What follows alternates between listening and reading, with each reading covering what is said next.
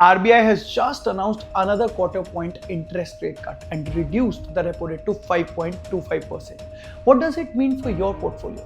Let's find out. Central Bank of all the countries maintain a certain repo rate looking at the ongoing and current economic trends. A decrease in the repo rate directly means that the loans will be cheaper for our banks, and this benefit will eventually pass on to us. But reduction in repo rate has a lot of indirect benefits because it means that RBI wants to increase the supply of money in the economy, which will eventually help the consumer to spend more, and it will fuel the further growth of the economy. We all know that the number of consumer price inflation has been very much under control since past few months, so RBI had enough room to make this cut. But going ahead, RBI's stance is going to be neutral, so they might not make any interest rate cut soon. The reason for this rate cut?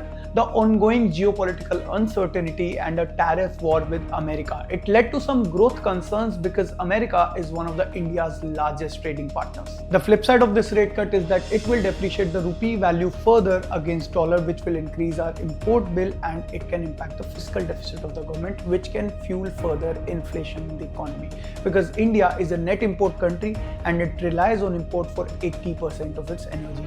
But there can be a breather in this if American central bank decides to cut further interest rate in its economy in the next scheduled meeting, which is due next week.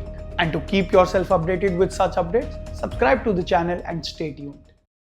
Investment in securities market are subject to market risks. Read all the related documents carefully before investing.